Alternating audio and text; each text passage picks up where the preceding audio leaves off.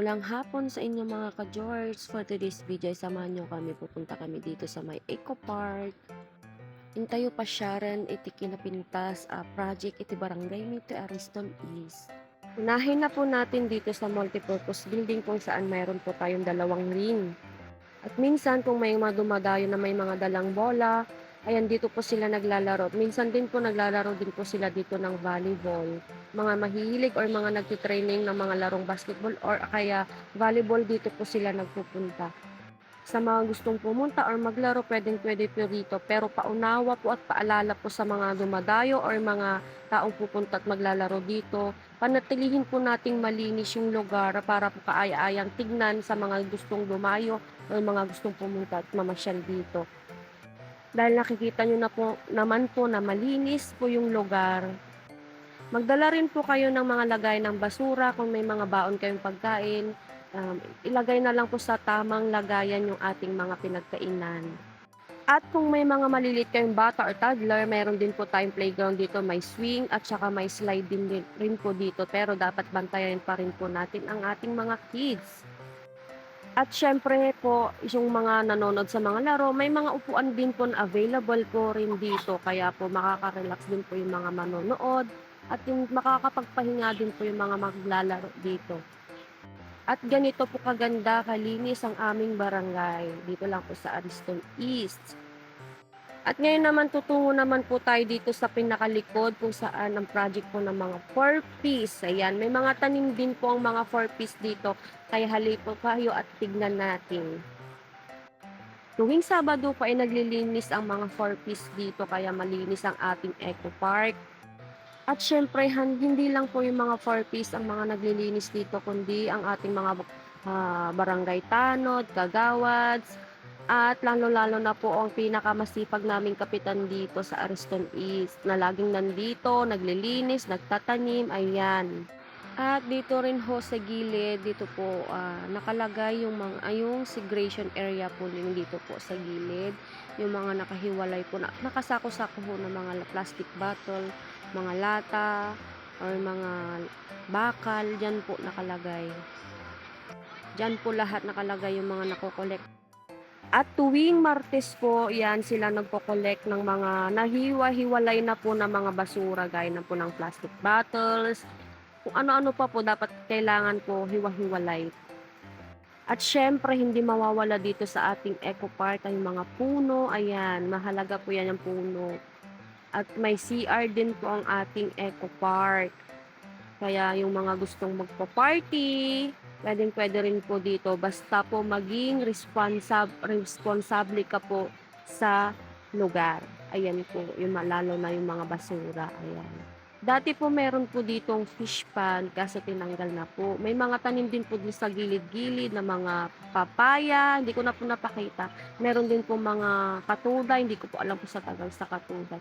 Ngayon naman po, pupunta naman po tayo sa isang project po ng ating barangay, yung mga iba pa pong tanim. Dito po yung tinatawag nilang hapag, ayan po, dito Tayo tayo. ng gulay guys dito. Dito rin po, ayan, dito rin po tayo kukuha ng ating mga pwedeng pang-ulam kasi yung iba may mga bunga na po. Mga gulay din po yung mga tanim dito, ayan. Napakalinis, 'di ba?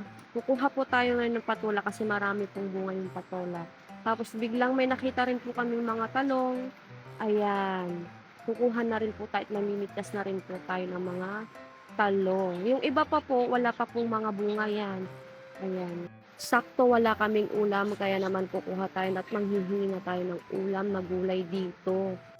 Mga kabarangay, pwede po tayong kumuha dito basta maging responsable ka, dapat hindi ka maging swapang, yung tamang-tamang uulamin mo lang, baka ti alamat pang lakon, George. Hindi ganun, George. At kailangan pagkukuha ka, magpicture muna tayo guys, para naman na at least may ire-report sila. Marami din po palang mga tanim dito, may gabi din po, may mga sili, may mga bunga na po yung mga sili. At may mga puno rin po puno ng saging. May mga saging din po, may mga bunga na rin po. Talong, may mga nyug, maliliit pa yung iba, yung kalabasa, patola, opo. Ayan. At habang aking kasama ay nangunguha ng talong, nagtingin-tingin pa ako ng mga malalaki ng talong na pwede nang ulamin. Ayan, ayan po lahat ng nakuha naming talong. Ayan, ang sarap pakbitin or ilaga. O, di ba perfect? At dahil may nakita kaming mga opo, hindi pala po opo yun, patola. Ayan, kumuha rin po ng aking asawa ng sili. Tapos, ayan, kukuha na kami ng patola. Saktong-sakto, medyo, makulimlim pa at medyo maulan-ulan pa yung araw na nga ito. Kaya kukuha tayo ng patola gagawin. At iluluto natin sa, masarap ito sa sutanghon or kaya sa miswa. O, diba, George? At syempre, kung mamimitas ka, ayan, dahan-dahanin mo para hindi naman masira at para naman hindi magalit yung ating pinagtuhanan, ay maging tayo, maingat sa pagkuha para hindi masira at mamunga pa ng maraming maraming. Stone. At ayan na nga po pala lahat ng aming nakuha. Ayan. Pag minsan po yung mga niluluto ko sa mga vlogs, eto, dito rin po kami kumukuha ng mga gulay. Ayan, nanghihingi po kami ng gulay pang saw sa aming mga nilutong pag ulam. Ayan. Ang sarap mag-ulam ng gulay lalo ng fresh na fresh pagkakuha mo pa lang lulutuin mo na, oh, 'di ba? Napakasarap. Tapos na rin po kami kumuha ng mga gulay kaya pauwi at palabas na ho kami dito sa Eco Park. Kaya sa mga gustong kumuha ng mga gulay, magpaalam po tayo at yung tamang-tamang pang-ulam lang po ang ating kukunin at maging responsableng mamamayan ho tayo dito sa Ariston East. At ayun, matatagpuan nga po pala ang aming Eco Park dito sa Zone 2 Ariston East. Ayan, dito lang po yan sa Ariston East. At maganda rin po yung daanan papasok at palabas po ng Eco Park. At sa mga gustong maglaro, basta may mga dala ho kayong mga bola, pwede po yung maglaro. Basta wag po tayong magkakalat. Ayan.